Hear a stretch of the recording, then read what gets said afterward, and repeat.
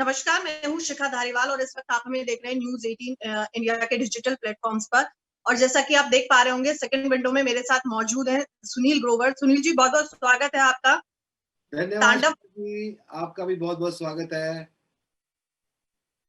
मैं कह रही हूँ कि तांडव का टीजर देखा मैंने, जो बहुत ही इंटरेस्टिंग नजर आ रहा है। लग रहा है कि जल्दी अमेज़न प्राइम पर बड़ा तांडव होने वाला है। बिल्कुल ठीक कहा आपने। 2021 में 15 जनवरी को तांडव रिलीज हो रहा है अमेज़न प्राइम वीडियो पर और आई होप लोग इसे पसंद करेंगे, एंजॉय करेंगे और जो प्रोमो टीजर जिसे आपने कहा उसमें लोगों को अच्छा लग रहा है। आई होप लोगों को शो भी अच्छा लगेगा।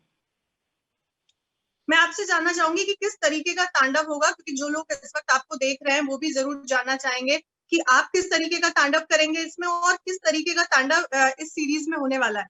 देखिए, जो तांडव जो डांस फॉर्म है वो तो बिल्कुल नहीं होगी इस शो के अंदर। अगर आप सोचेंगे कि ऐसा ऐसा सब मैं ऐसे मुद्राएं करूंगा, वैसा तो कोई नहीं कर रहा है। लेकिन तांडव एज ए मेटाफर यूज किया गया है, क्योंकि वो तांडव ही होता है कि पॉलिटिकली जब आप सत्ता चाहते हैं और जिनके पास सत्ता है उनको डर होता है कि सत्ता उनकी खो ना जाए, उसको संभाल के संजो के रखने की कोशिश करते हैं। तो उस दौरान क्या क्या हथकंडे अपनाए जाते हैं जिनकी वजह से तांडव होता है।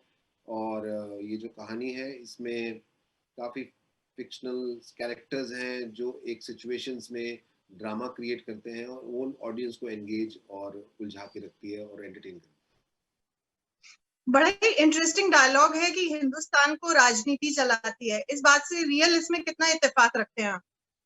है। मेरे को ज़्यादा राजनीति की समझ है नहीं, एक्टिंग की समझ है, तो मैंने कैरेक्टर किया है इसके अंदर।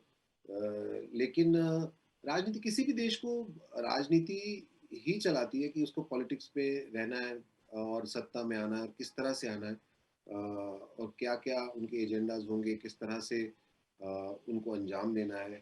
तो ऑफ कोर्स उसके अंदर होती है पॉलिटिक्स, राजनीति तो होती है। उसमें एक और डायलॉग है कि प्रधानमंत्री देश का राजा होता है। मतलब आज के दौर में आप इस बात से यकीन रखते हैं? जैसा मैंने कहा कि एक फिक्शनल सेटअप है, उसके अंदर सत्ता जो होती है, जो सुप्रीम अथॉरिटी होती है किसी भी कंट्री की, हमारे खास करके देश की, वो प्रधानमंत्री होते हैं और वही चलाते हैं।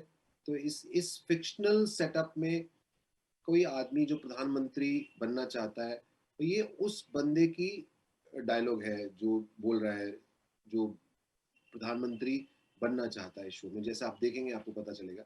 तो वो उनका पॉइंट ऑफ व्यू है। लेकिन एक डेमोक्रेसी में जो हमारे देश में है उसमें यही है कि लोग चुनते हैं और लोगों के द्वारा चुना गया प्रतिनिधि प्रधानमंत्री बनता है और वो लोगों के लिए काम करता है। सुनील जी, बड़ी इसकी ग्रैंड शूटिंग हुई है, तो इसकी शूटिंग कहाँ पे हुई है? इसकी शूटिंग दिल्ली में हुई है और दिल्ली के कुछ आसपास इलाकों में हुई है और सर्दियों में हुई है और लास्ट ईयर हुई है। और करते हुए बड़ा मजा आया, ठंड लग रही थी। सिर्फ जब एक्शन बोलते थे तब जेब से हाथ बाहर निकालते थे, वरना हाथ जेबों में ही रहते थे।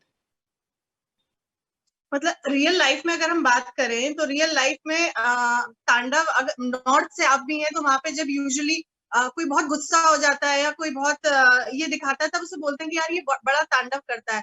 तो मैं सुनील से जानना चाह रही थी कि रियल लाइफ में ऐसा कोई मोमेंट याद है जब आपने तांडव किया हो?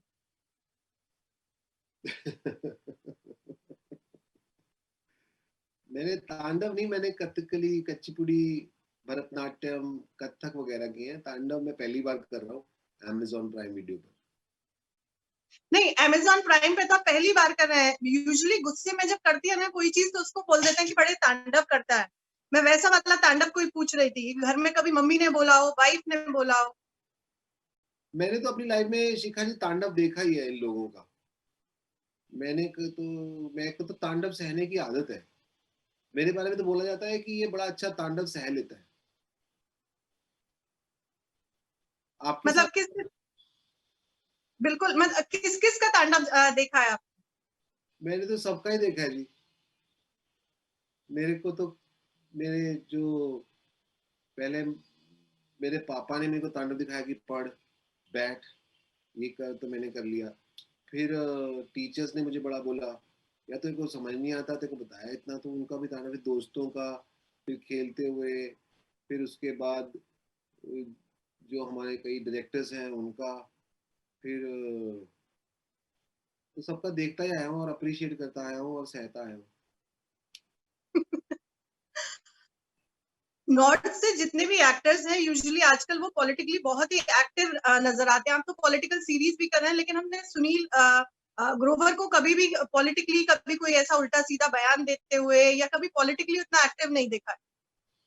जी, मेरे को ज़्यादा समझदारी भी नहीं, मेरे समझ भी नहीं है पॉलिटिक्स की। तो मुझे लगता है कि किसी भी चीज़ के ऊपर प्रतिक्रिया देने से पहले उसकी आपको 100% समझ होनी चाहिए। कोई भी, कई लोग होते हैं, कई अध पकी इन्फॉर्मेशन के साथ कोई भी बयान दे देते हैं, या कोई अपनी प्रतिक्रिया रखते हैं। मुझे लगता है कि आप कुछ भी बोलें, उससे पहले उसको अच्छे से समझ लें। और मेरे को जितनी समझ है ना उस हिसाब से उतना बोल लेता हूँ या बोल देता हूँ, पर जिस चीज़ की मुझे समझ नहीं है, मुझे लगता है कि उसके बारे में चुप रहा जाए, जिसको समझ है उससे सुन लिया जाए।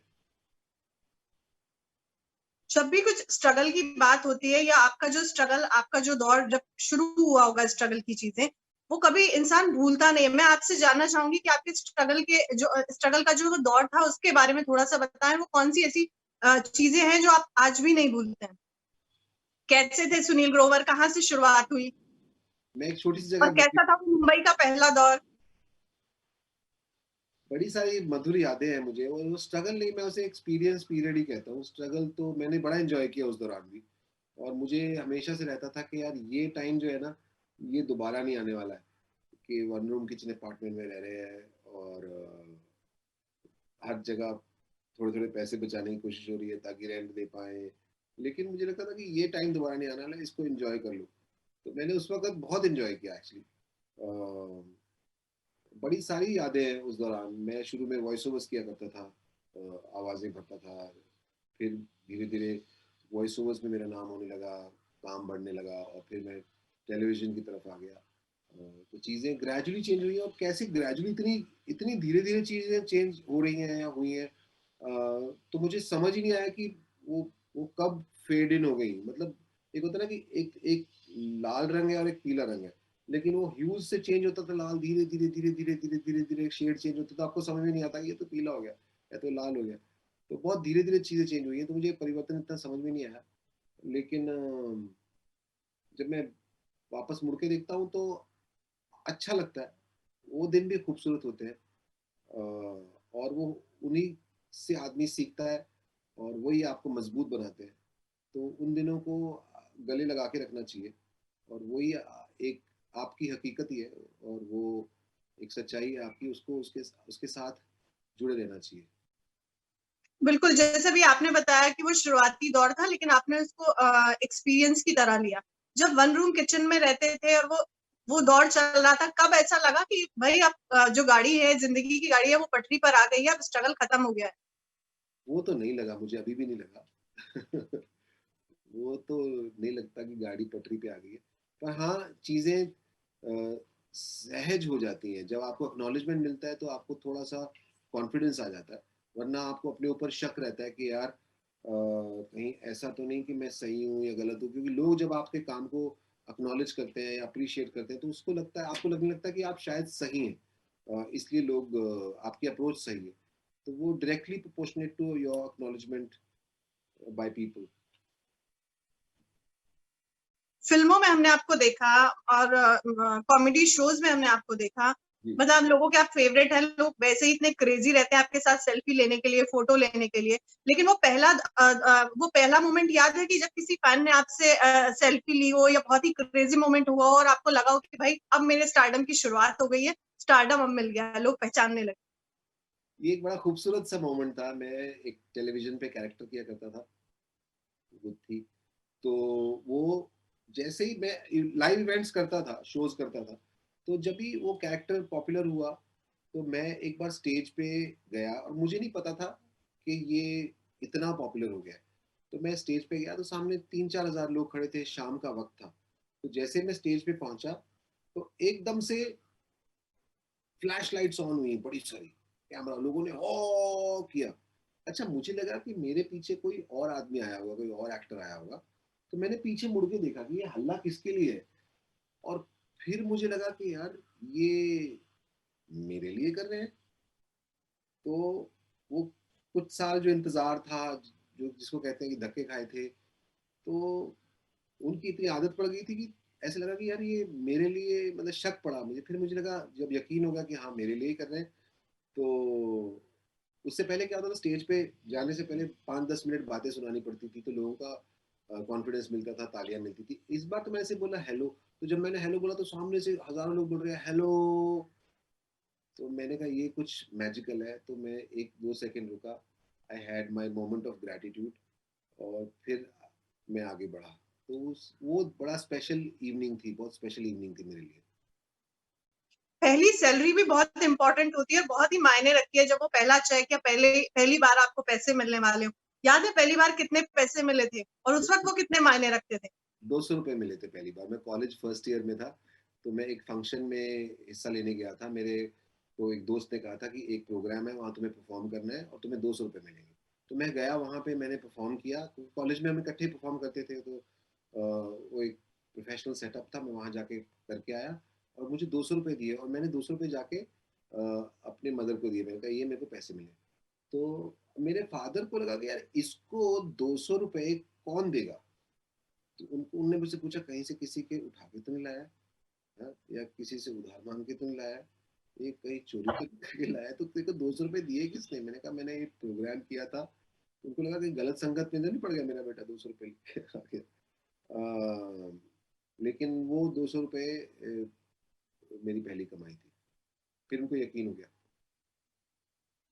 मतलब आज सुनील ग्रोवर एक ब्रांड है, हर कोई अपने प्रोजेक्ट में आपको लेना चाहता है, लेकिन जब शुरुआत हुई थी तब रिजेक्शन भी हुआ। बहुत बार हुआ। कई बार ऐसा भी लगा कि यार मुश्किल होगा इंडस्ट्री में सरवाइव करना, या कर पाऊंगा नहीं कर पाऊंगा। बहुत बार रिजेक्शन हुआ ऑफ कोर्स।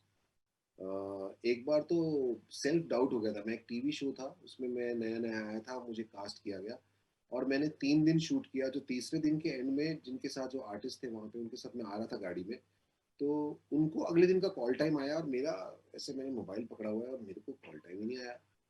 तो मैंने कहा आपका, कहते मेरा तो सुबह है। मैंने कहा हमारे सीन तो इकट्ठे थे। फिर मैं घर पहुंचा, रात को भी मैं देखा 10 बजे तक मेरा कॉल टाइम नहीं आया।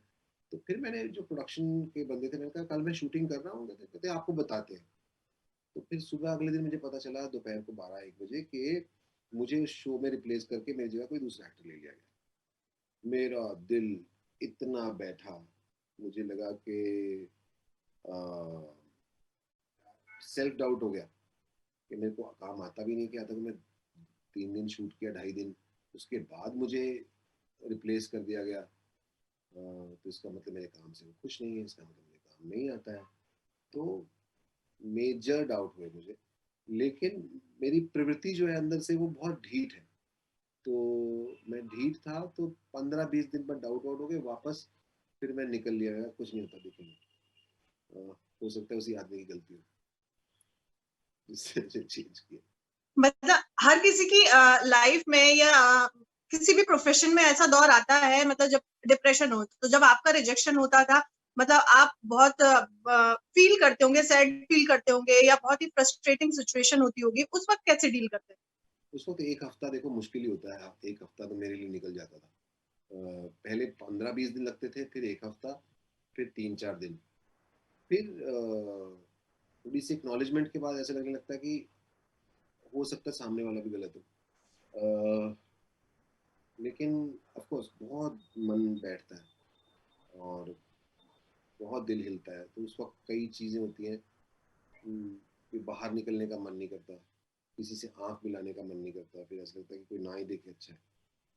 पर फिर धीरे धीरे, आई थिंक जो आपके क्लोज लोग होते हैं, दोस्त होते हैं, फैमिली होते हैं, जो जिनका आपके काम से, आपकी सक्सेस से कोई लेना देना नहीं होता, वो लोग आपको बहुत हेल्प करते हैं आपको उठाने में, वापस सामने लाने में। अगर वो हेल्प नहीं है किसी के पास, तो आई थिंक फिर आप अपने दोस्त बन जाइए, और अपने आप को समझाइए, और वापस जुट जाइए। हो सकता है एक्चुअली आप में ही कमी हो, तो दोबारा लग जाइए। मतलब अब उन लोगों से मुलाकात होती है जो उस वक्त आपका रिजेक्शन कर दिया हो और आज ऑन बोर्ड लेना चाहते हो, या उसके बाद आपसे मिले हो जब वो सक्सेस का दौर शुरू हुआ? हाँ जी, अब किस तरीके से मुलाकात होती है? एक्चुअली उतने ही सहज तरीके से मुलाकात होती है। वो कई सारे फैक्टर्स होते हैं आपको मना करने के। हो सकता है उनका कोई पर्सनल रीज़न हो सकता है उनको कुछ पीछे से प्रेशर हो, या हो सकता है कोई कमर्शियल रीजंस हो। तो बड़े सारे कारण हो सकते हैं, और हो सकता है उनके रिजेक्शन की वजह से आपको वाक़ई काम करने की ज़रूरत हो और सीखने की ज़रूरत हो और मेहनत करनी हो। तो बेसिकली रिजेक्शन से आपका भला ही होता है कई बार, कि आप सीखते हैं, आप और मेहनत करते हैं और अच्छे से काम करने की कोशिश करते हैं। तो उन्होंने भला ही मैं एक किया। आखिरी सवाल और लेना चाहूंगी सुनील। मैंने ट्वीट किया था कि मैं आपका इंटरव्यू करूंगी, अगर कुछ लोगों के सवाल हो तो आपसे जरूर पूछें। तो एक दो लोगों के अलग अलग सवाल आए, लेकिन बहुत सारे लोगों का एक तो ये सवाल था कि आप और कपिल कब एक साथ काम करेंगे, फिल्म में ऑफर मिले, या कब एक साथ ये जोड़ी पर्दे पर दिखेगी। और दूसरा और एक सवाल था जो आपसे पूछा था कि आपकी प्रेरणा कौन है। आप बहुत सारे लोगों की प्रेरणा है, लेकिन सुनील ग्रोवर की प्रेरणा कौन? पहले सवाल का जवाब है, जब अभी तक तो कोई ऐसा प्लान नहीं है, ईश्वर ने चाहा तो ज़रूर हम इकट्ठे काम करेंगे, कुछ ऐसा प्रोजेक्ट के संयोग बने तो। अ, और दूसरा जो है, मेरी प्रेरणा बहुत सारे लोग हैं, और लोगों के साथ साथ स्टार्ट्स विद माय पेरेंट्स, और फिर मेरे बड़े सारे टीचर्स हैं, फिर बड़े सारे दोस्त हैं। मुझे ऐसा लगता है कि ये जो हम बोल देते हैं सेल्फ मेड है, सेल्फ मेड जैसा कुछ नहीं होता। ये एक कलेक्टिव एफर्ट होता है। जब हम सेल्फ मेड वर्ड का इस्तेमाल करते हैं तो ये बहुत एरोगेंट वर्ड है, क्योंकि अ, बहुत सारे लोगों का योगदान होता है। आप कहीं भी हो, कैसे भी हो, तो चाहे वो आपके टीचर्स हों, आपके पेरेंट्स हों, आपके दोस्त हों, आपको चलते फिरते कई लोग मिल जाते हैं जर्नी में या ट्रैवल में, जो आपको दो बातें बोल देते हैं, या आपके कई काम करते हैं, आपके साथ काम करते हैं, आपके लिए काम करते हैं। तो इट्स अ कलेक्टिव एफर्ट। तो मेरे लिए वो अ, सारे लोग बहुत बहुत महत्व है। बॉलीवुड इंडस्ट्री से आपकी प्रेरणा कौन है, जिनको आप बहुत मतलब फॉलो करते हैं, आइडियल मानते हैं, और मैं बहुत एकदम प्रेरणा? काम से इम्प्रेस हूँ। जैसे मुझे बहुत सारे लोगों का देख के लगता है कि यार ये जैसे बच्चन साहब हैं, बच्चन साहब को देखता हूँ तो लगता है कि इतना लंबा करियर, इतनी सारी चीज़ें उन्होंने अलग अलग दौर में की हैं, तो मुझे बहुत प्रेरणादायक लगते हैं। जैसे तो उनको देख के मुझे लगता है, जैसे दिलीप कुमार साहब ने बड़ा लंबा करियर, एक नई तरह की एक्टिंग की शुरुआत की, उनको देख के मुझे बहुत प्रेरणा मिलती है। और फिर बहुत सारे एक्टर्स हैं जिनको मैं देख के खुश होता हूँ, जिनका काम देख। बिल्कुल, जैसे आप उनके काम को देख के इम्प्रेस होते हैं, वैसे ही हम आपके काम को देख करके, और जो आपके फैंस है वो आपके काम को देख करके इम्प्रेस होते हैं। बस आप हमें ऐसे ही एंटरटेन करते रहिए। थैंक यू सो मच हमसे बात करने के लिए। थैंक यू शिखा। और आपके बारे में मैं एक ही बात कहना चाहूँगा कि आप इतनी जल्दी जल्दी सवाल पूछती हैं और इतनी फास्ट फास्ट पूछती हैं, भी कमाल है, और इतनी ज़्यादा। मुझे लगा आपके और भी बैक टू बैक इंटरव्यूज हैं, बहुत ही हेक्टिक शेड्यूल है आपका, कि ज्यादा परेशान ना करूं आपको। परेशान नहीं कर रही हैं आप, बड़ा मज़ा है आपसे बात करके। और प्लीज़, तांडव आ रहा है अमेजोन प्राइम वीडियो पर, से आप ज़रूर देखें और अपनी प्रतिक्रिया बताएं। 15 जनवरी को आ रहा है। Thank you so much. बिल्कुल।